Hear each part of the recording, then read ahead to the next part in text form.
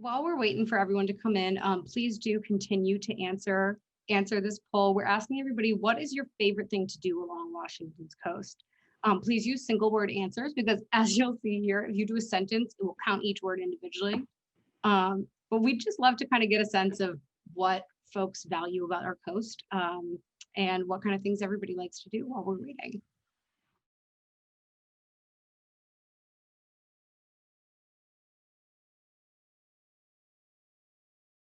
So right now we're asking, what makes Washington's maritime heritage unique? And you can submit as many answers as you like, and there is no one word limit on this one. If anybody is familiar with Reddit, it's a very similar concept. You just put your answers in and then you can up and down vote other people. So if you agree with someone's response, you just click the thumbs up. And if you don't agree with it, you can click the thumbs down, and we'll see the kind of highest ones here.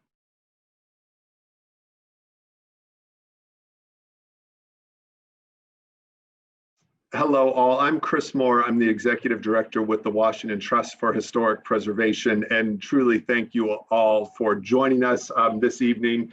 Despite our irreverence earlier, we do know that it is a pretty important and significant news cycle this week, and so there's a lot on people's minds, that's for sure. So we even doubly appreciate people taking the time.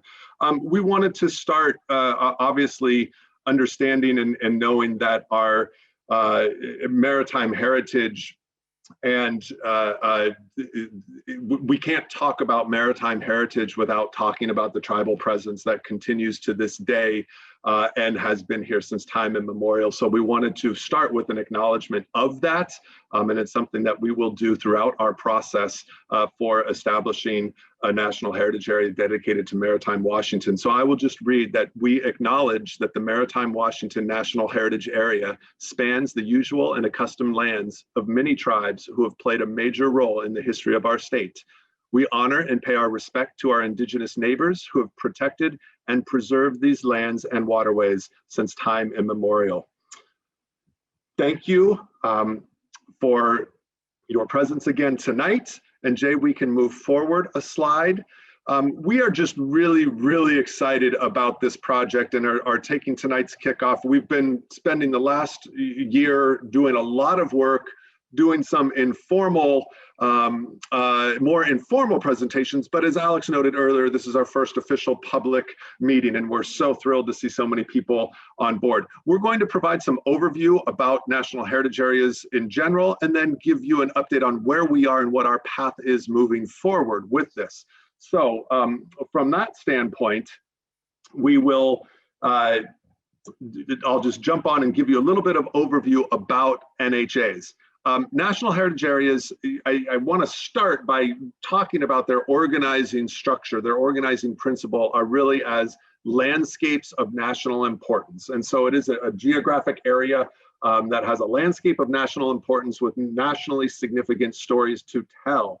National Heritage Areas are designated by Congress, and a little bit more about that later, but it does require congressional action to designate a National Heritage Area. And the program, the National Heritage Program, is under the umbrella, under the auspices of the National Park Service. But it's very unlike park units. It's not like a Mount Rainier, or it's not like Olympic National Park. There's no superintendent, there are no park rangers from that standpoint. And the government, of course, the Park Service does not assume any ownership nor jurisdiction of land at all. And along those lines, National Heritage Areas, it's important to note, are entirely non-regulatory. There is no regulatory bearing or regulatory authority that comes with designation as a National Heritage Area. They really are, as the last bullet point suggests, programs that are intended to build partnerships, to be able to highlight and raise awareness about the rich history of an area, in our case, the Maritime Washington, our rich maritime heritage and maritime history, and to better communicate and tell those stories that make our maritime heritage so important and so special and so significant for the country overall. But partnerships and story sharing is really at the key of what National Heritage Areas are all about. Next slide, please.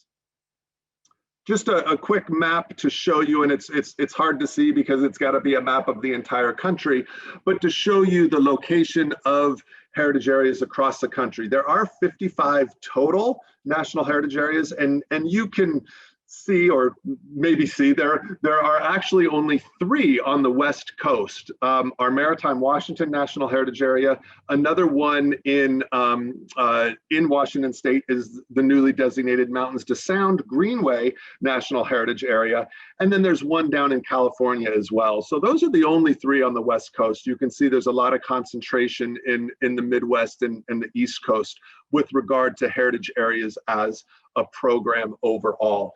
So we're really thrilled that with designation of Maritime Washington, we're one of the first 3 heritage areas to be designated on the West Coast. We think it's really important, and we're really, really excited to see what has been a robust program from a heritage tourism standpoint, from an economic development standpoint, make its way to the West Coast. But this just gives you a sense of some of the other boundaries and sizes. Actually, some of the national heritage areas are quite large in size, and for those of you with good eyes, you'll see that the entire state of Tennessee is actually designated as a national heritage area. The unique thing about ours, and I'll get into this a little bit more later, is we're less of a geographic box or a rectangle, and really a lot more of a trail because of the coastline designation. Next slide, please. So the heritage areas, in terms of their organizational structure, I mentioned their landscapes of national importance, but in terms of kind of how they're operated and managed, there is a local coordinating entity that is named to essentially operate, to administer the National Heritage Area. And for Maritime Washington, that is our organization, the Washington Trust for Historic Preservation. The National Park Service does provide technical support. There is financial assistance. There's some federal dollars that come through, and we'll talk a little bit more about that. So there is some federal support to maintain and operate a National Heritage Area. All federal dollars that are received must be matched with local dollars. So again, it is considered a grassroots, really collaborative program that gets support from the National Park Service. Park Service has some review elements, but really ultimately is operated and managed at the local level. And I think the last bullet point on the slide is the one that is just the really key one to think about, and that is that they're community driven, they're partnership driven, and that's what we want to start out with today, is emphasizing the fact that it's the communities within the National Heritage Area that help to determine how to operationalize it. What are the things the heritage area should be focusing on? What should our biggest priorities be with regard to the heritage area? So you see here just a couple of other examples of heritage areas across the country in terms of the images that you've seen here. Okay, next slide, please. So I'm not going to read over every one of these. I think people can see the slides and the different components and items that might be in here. But really, just overall, the types of things that national heritage areas do, they're intended to be responsive to those locally identified needs. But certainly historic preservation, which is the root of our organization, that is something that's key to heritage areas. But overall economic development, environmental conservation comes into that, heritage tourism. There's all kinds of programming that can be done, and some do focus on research and academic side of things. There are a couple of heritage areas that are managed within colleges or universities, a few of the 55. So it really runs the gamut of partnership activities, programming around recreation, conservation, cultural and historic resources, technical support to work with the partners on how they can participate and take advantage of this designation of a heritage area. So they're all things that are possible. This isn't to say that we will do every single one of these things, but it's to give a sense of the types of programming and focus that other heritage areas have taken on across the country. Okay, next slide, please. So a little bit about how Maritime Washington NHA came to be. It was a long process. the process does require, for any aspiring National Heritage Area, it does require that a feasibility study be completed. And that feasibility study basically is your pitch, if you will, to the National Park Service to say, we think we deserve to be a National Heritage Area, and here's why. The feasibility study outlines, decides the geographical boundary, talks about potential interpretive themes, talks about those stories and why a specific area is important. And so that feasibility study for Washington State was done in 2010. And it was done by the Department of Archaeology and Historic Preservation, received some money, and they worked closely with a group steering committee to determine all of the things that I just mentioned. The feasibility study was in turn submitted to the National Park Service and was approved in that same year. And once you get approval from the Park Service, the next step is to get the designation. And congressional designation is not necessarily an easy thing to get. So we worked really for a number of years until 2019. And finally in 2019, with the passage of the Big Public Lands Act, the John Dingell Jr. Conservation, Recreation, and Management Act, designation was bestowed upon Maritime Washington as the NHA. That act had 6 new National Heritage Areas come into the fold that happened at that same time. So what is the area? It's 3,000 miles of coastline from Grace Harbor County to the Canadian border. And I know there's already been some questions about Pacific County. I'll address those when we get to the question slide in just a couple moments here. So you can see the breadth of it. You can see the number of federally recognized tribes, the incorporated cities, port districts, all of that. But it's essentially that saltwater coastline. It is the first National Heritage Area solely dedicated to maritime heritage. We're proud of that. There are certainly some other NHAs that have a maritime component to it, but this is really solely focused on our maritime heritage. So this gives you just a sense of, this is what I was speaking about earlier. We're not really a geographic box like you see in some of the other NHAs across the country. It's really more of a trail that follows our waterways.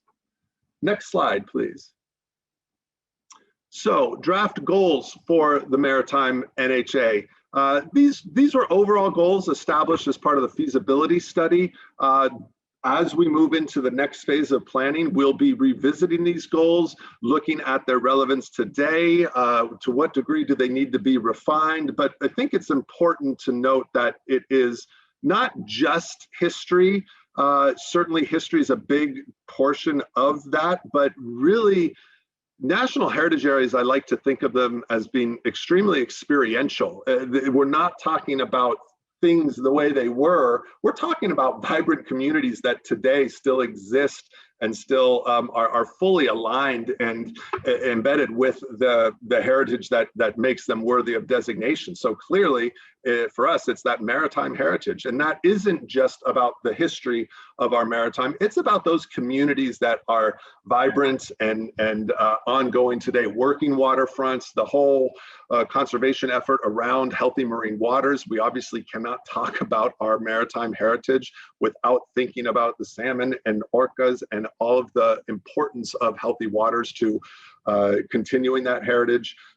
Tourism is certainly a part of it, economic development and heritage tourism, making sure people understand the kind of network, how our coastal communities are really all connected overall, even though we have distinct and unique stories to tell. So these are goals that are draft overall and that we will be revising and looking at as we go through the next phase. Next slide, please.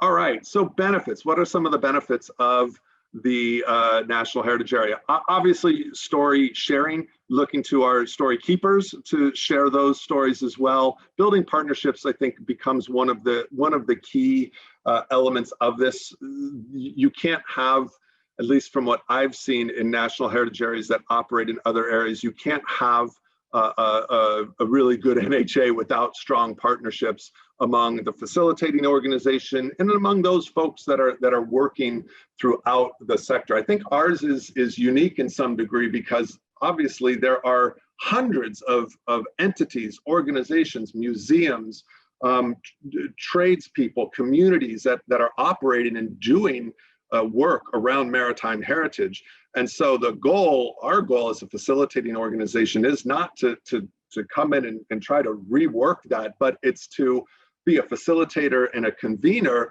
under this umbrella, under this banner of the Maritime Washington National Heritage Area, and work with people already doing the great work that's happening out there around maritime heritage.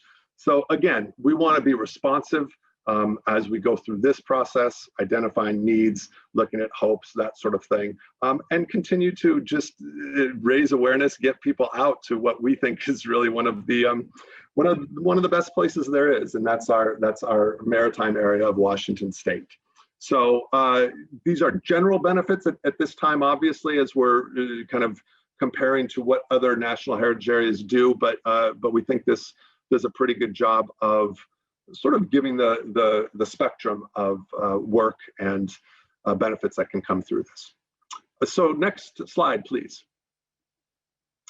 I mentioned themes. The feasibility study has potential interpretive themes that were included in 2010. I'm not going to list them all here, but these interpretation is a big piece of how this will all work. There's an interpretive plan that every national heritage area has.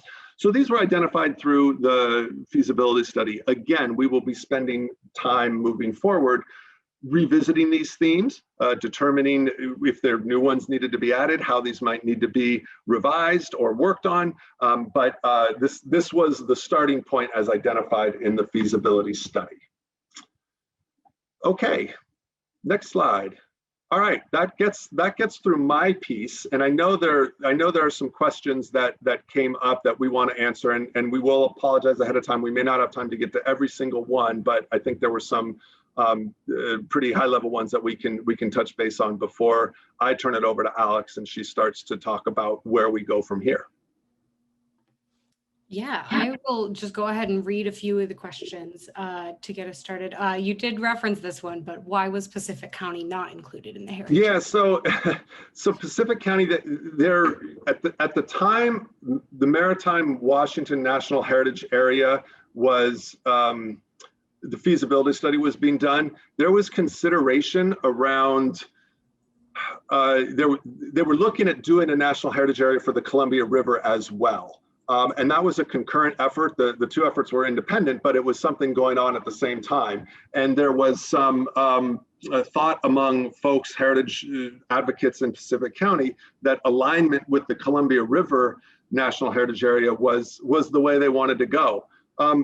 And I will note that in addition, as DAP was putting its Department of Archaeology and Historic Preservation was working on the feasibility study, and they went through the public comment and public outreach phase at that time 10 years ago, there was quite a number of comments that they received about concerns from folks in Pacific County not necessarily wanting to be included. So with those two pieces joined, Pacific County was thought if they'll be on the Columbia River one if that one moves forward.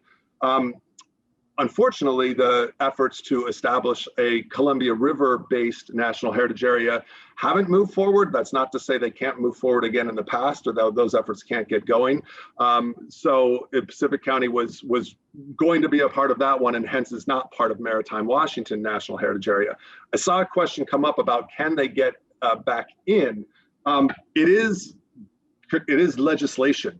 So it would take an amendment to the legislation to write Pacific County into that, at least from that geographical standpoint. But I think it is important to talk about the fact that while we've got a geographical boundary, you know, by nature of the area, it's fluid. Boats move from one section, from one spot to the next. It's not just a kind of static landmass. So, you know, we certainly want to talk to people and hear their concerns and questions around efforts that are being undertaken to interpret maritime heritage or other types of efforts within the region that are coming out of Pacific County. But that's the reason it's not officially in the heritage area. So hopefully that addresses some of those questions. We've had a couple questions about how do you work with county and local tourism organizations? And I'd like to kind of put that together with a question we received about how we work with ports and how we work with small community groups. And if I may, I would just say we are still figuring that out. We are interested in working with anyone that has a stake or has a story to tell within the heritage area.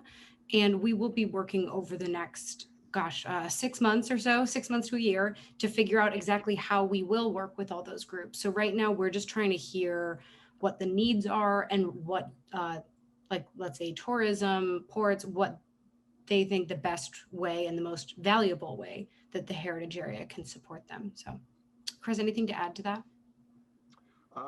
No, I think that's great. Just that there have been already some discussions with some different port entities, and those conversations will continue. Obviously, partners at the ports are really important partners overall in the National Heritage Area and are extremely relevant from the standpoint of some of our themes, especially around commerce and how that has shaped the region and shaped the area. So that work will definitely be happening.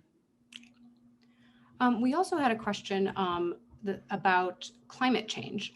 Given the importance of conservation within NHAs, will there be space to leverage the Maritime NHA to address issues like sea level rise?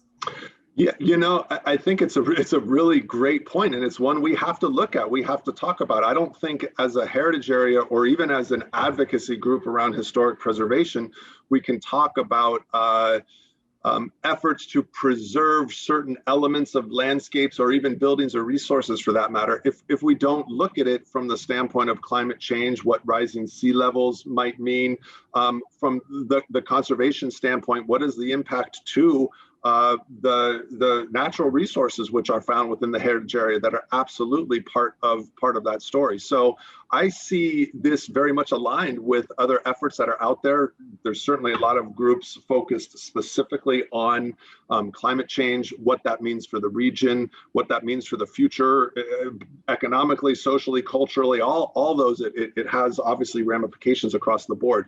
So I do see the heritage area as a place to be having that conversation and talking about it. What would it mean for our coastline if sea level rise goes 6 inches, 12 inches, 18 inches? Those are profound impacts, and they need to be a part of the conversation. Absolutely. We have another question about federal funding.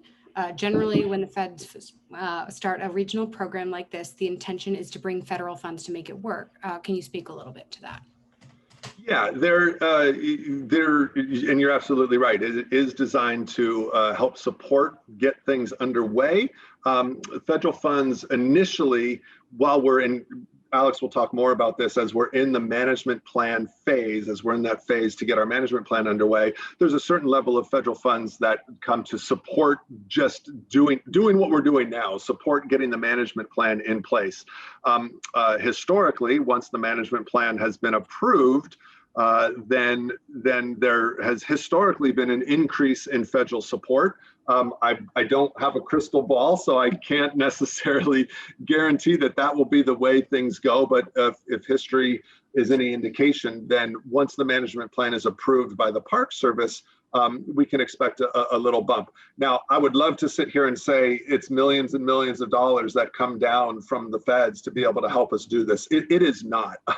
It is not that amount. Nonetheless, federal dollars can be used as pass-through money to grants for partnership organizations, for programming, for things like that. So it is certainly our goal to be at a point down the road. It won't be probably next year, but a perhaps longer term 3 to 5 year range to look at how we can situate ourselves and be in a place where some of those federal dollars that come through can actually be passed through to partner organizations or programming or education that furthers the goals of the heritage area while also helping out individual partners within that area.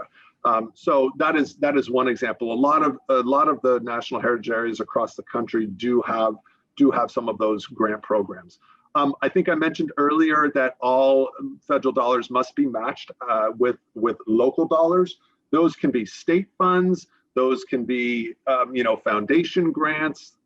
It can also be in-kind match, and it can be in volunteer labor. So one of the things that certainly we'll be looking to do is to find out, work with those partner groups, work with those partner organizations, and identify projects, events, programming that, again, are operating within kind of that banner under the umbrella of the National Heritage Area, and use that to leverage federal support as well. So we see some real important opportunities for kind of the area to be mutually beneficial with partners operating within.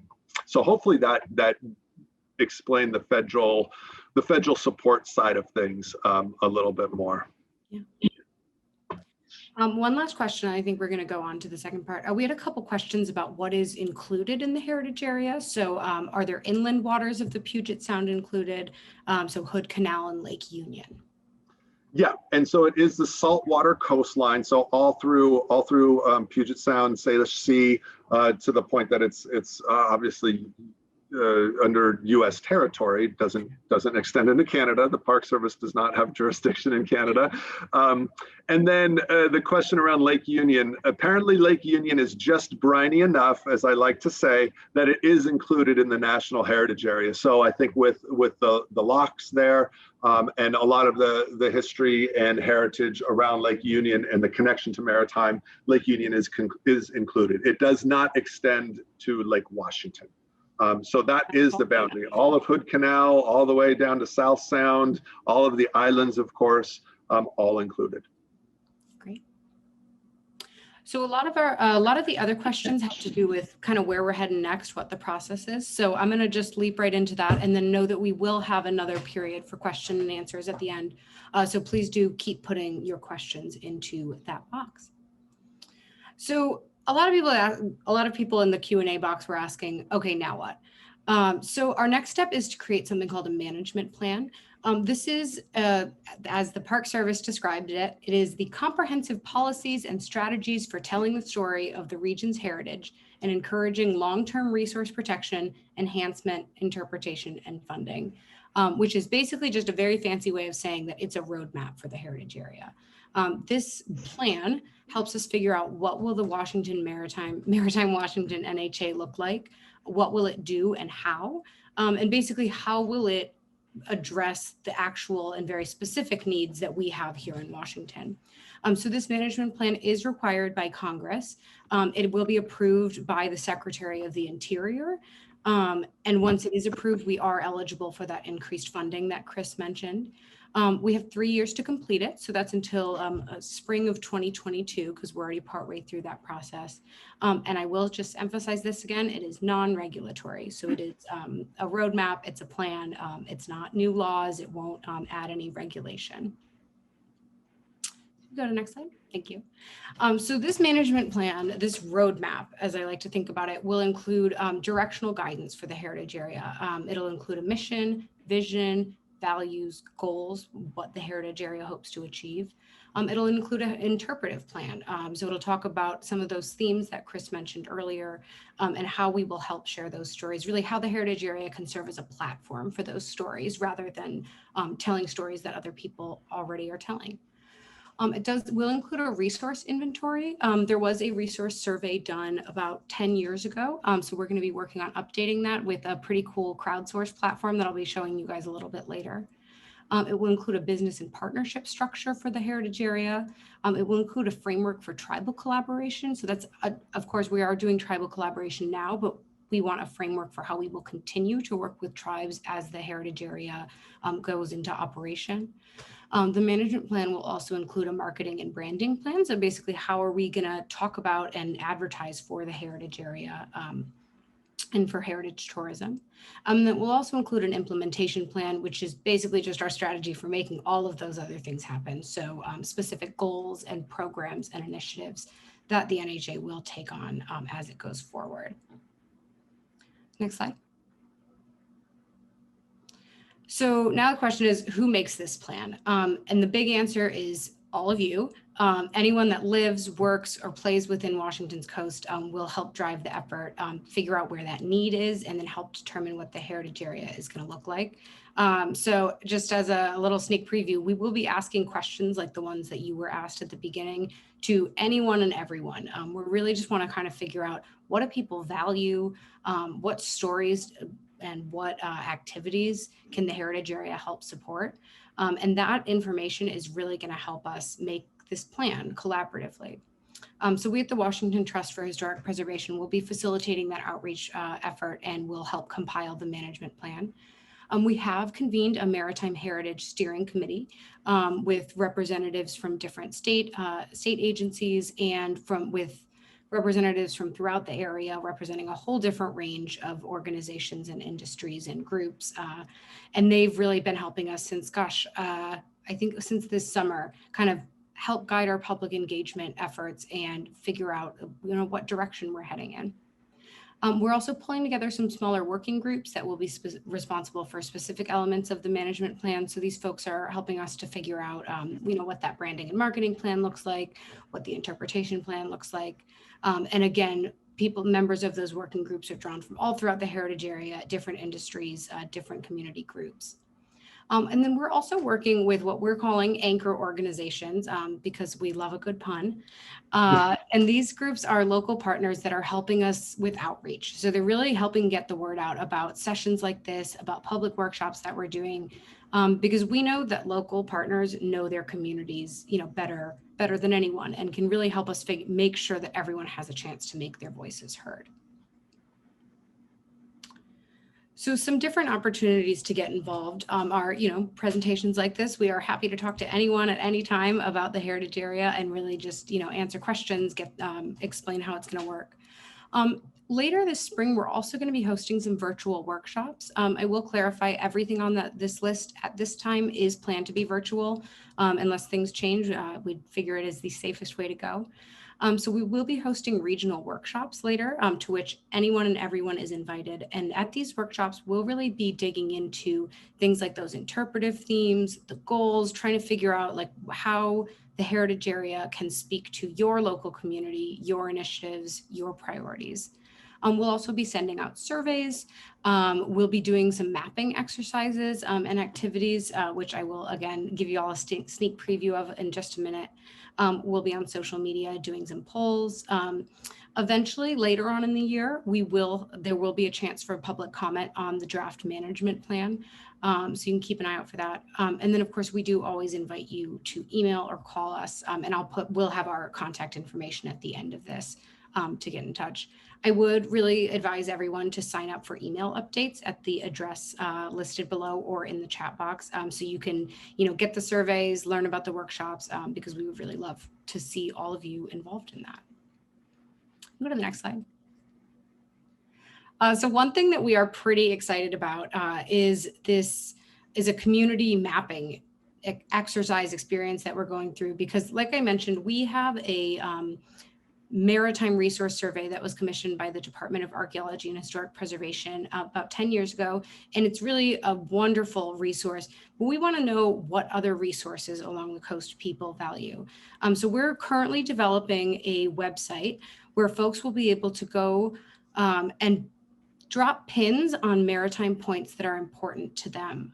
So this is, I should clarify, this is not a live website. This is just a screen grab of a plan that we're putting together right now, but we're hoping to get this out within the next few weeks. And we will be sending this to everyone on the call. So you can add your own points and your own resources along the coast that are important to you.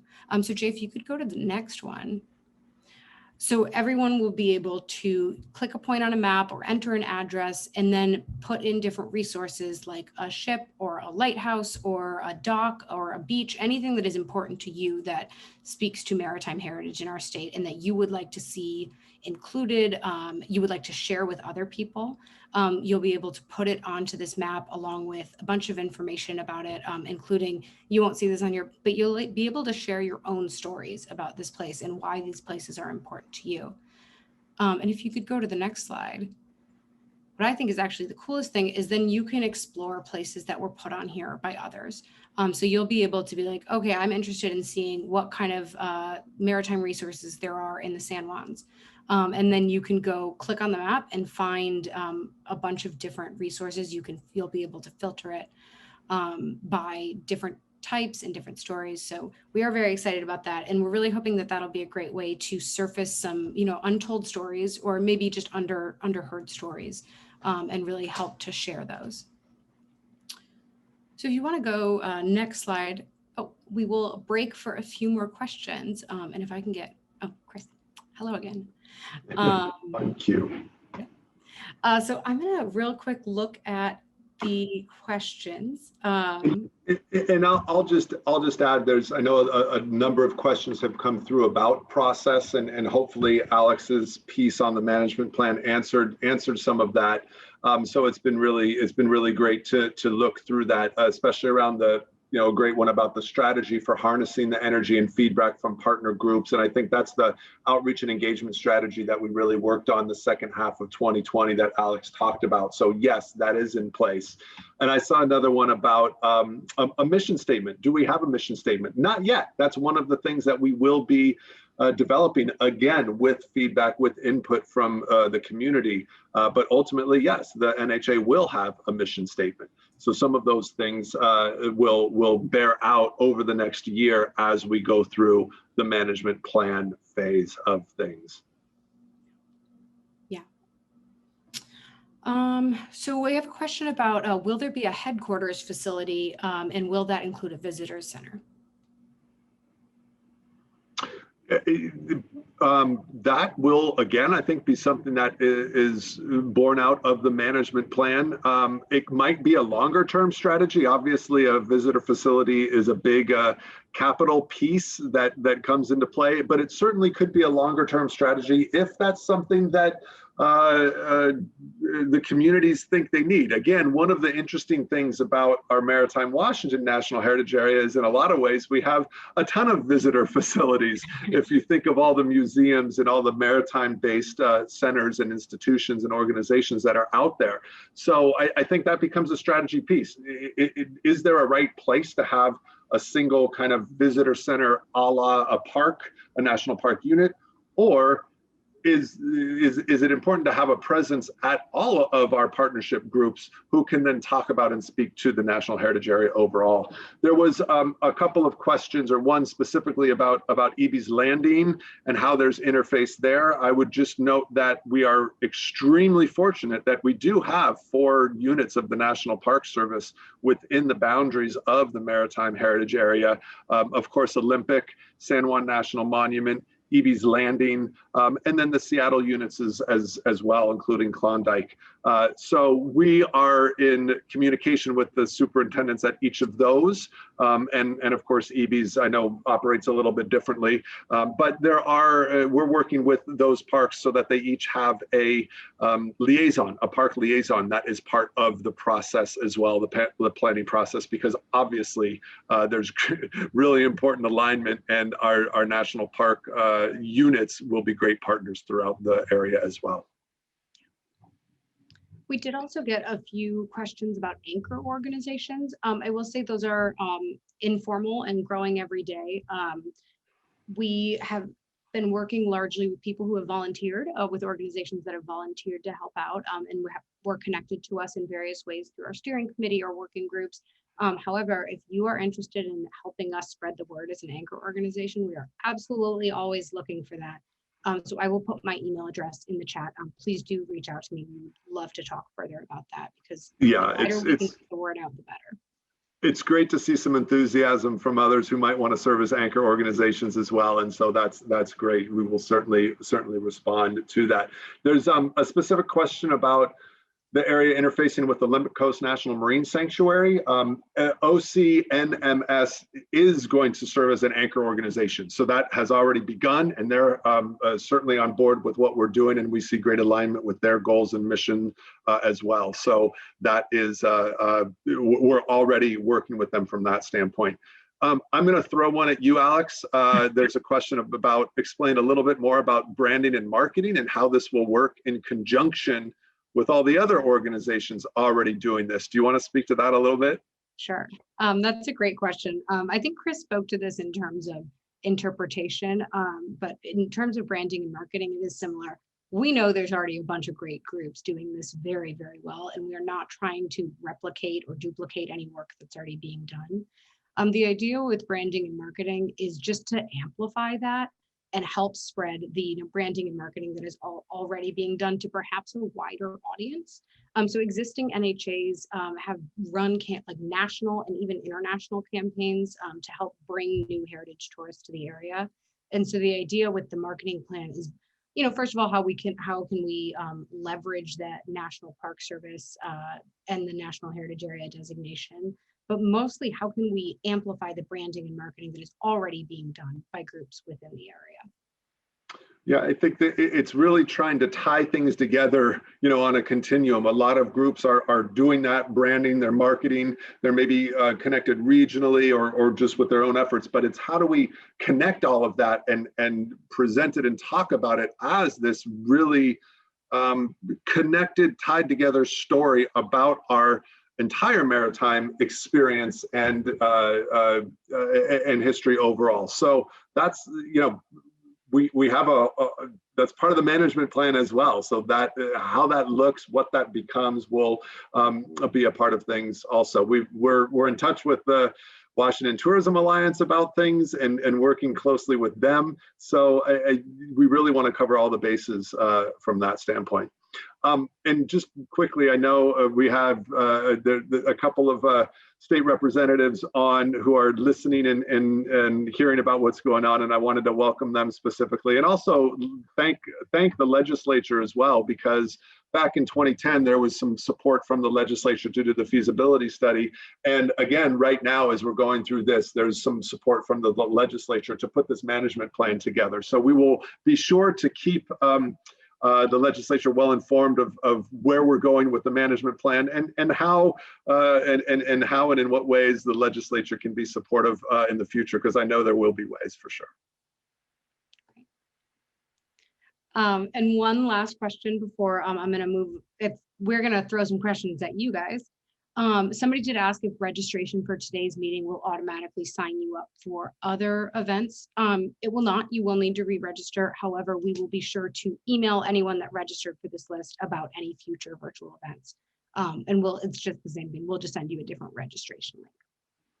Yeah, and I know we want to move on because we are going to be certainly sensitive to a 5 o'clock end time, and we want to be again just courteous to folks who are taking time out of their night. But if we didn't get to your question, we've got the question and answer session here, but Alex will she put her email up there, so you can also email us directly with any and all follow-up. We really encourage that. Yeah, absolutely. And we will the questions that we didn't get to today, we'll be adding those to our FAQ page on the website, and we'll email that link out to all of you. So hopefully you will still be able to see. I was going to say a lot of these questions give us a whole bunch more things to respond to, which we can add to that page, which is really wonderful. And with that, we're going to pepper some questions back at you again. So Jay, if you could go to the next slide. Now the question is, how can the Maritime Washington National Heritage Area best serve your community? And for the record, we know that for some of you, this is a brand new concept and you're just hearing about it. So feel free to be creative and just think about any way that the heritage area can help serve your community, even if it's not one that you saw on that list of ways that heritage areas have worked before. And again, please do feel free to up and down vote answers that you agree or disagree with. Yeah. So great. We see a lot about local events, and I think there's a great understanding that from an event and festival standpoint, people are doing great things all the time throughout the region, and how do we just even amplify and promote those things happening locally?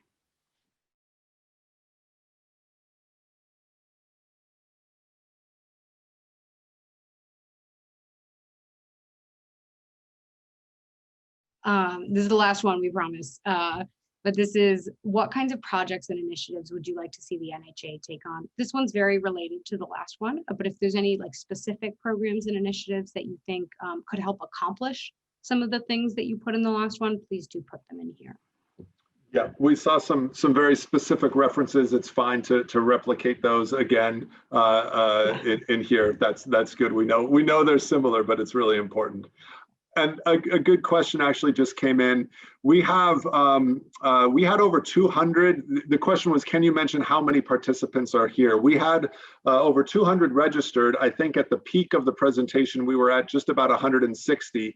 We've had a few drop off. We're getting to the end of the hour, but we were at about 160 people participating today, which I think is just a tremendous start. And it's great to see all the enthusiasm. Absolutely. I've been saying this since the beginning. I've just been so blown away by how much interest there is in this and how many people really care about Washington's maritime heritage. So it's been just a really, fun and exciting thing to work on.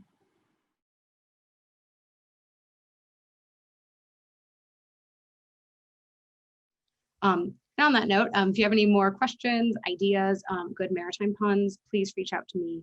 I'd be happy to hear from everyone and happy to talk further about this. And I know Chris would as well. So please don't hesitate to reach out to us.